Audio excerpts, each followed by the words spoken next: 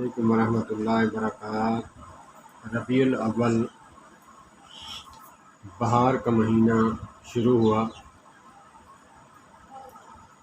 نبی پاک صلی اللہ تبارک و تعالیٰ علیہ وآلہ وسلم جیسی ہستی مبعوث ہوئی، اور ہم امتیوں پر کیا فرض ہے، کیا حقوق ہے۔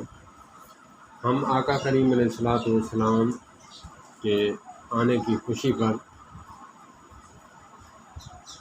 ان کی اطاعت کریں اور اسی دن روزہ رکھیں جب آقا نامدار حبیب کبریا حضرت محمد کریم صلی اللہ علیہ وآلہ وسلم مبعوث ہوئے۔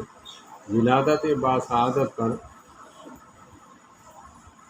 روزہ رکھنا سنت ہے، کیونکہ آقا کریم علیہ الصلوۃ والسلام نے روزہ رکھ کر بتلایا کہ اسی دن میں پیدا ہوا اور اسی دن میں ولادت مناتا ہوں۔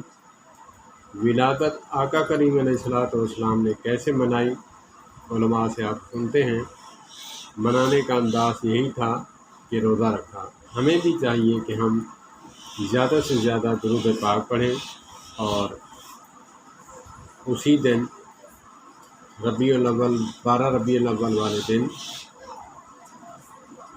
ہمیں روزہ رکھنا چاہیے۔ اللہ پاک ہمیں ربیع الاول میں اس کے تقاضے پورے کرنے کے ساتھ ساتھ ہمیں عمل کی توفیق عطا فرمائے۔ والسلام علیکم ورحمۃ اللہ وبرکاتہ۔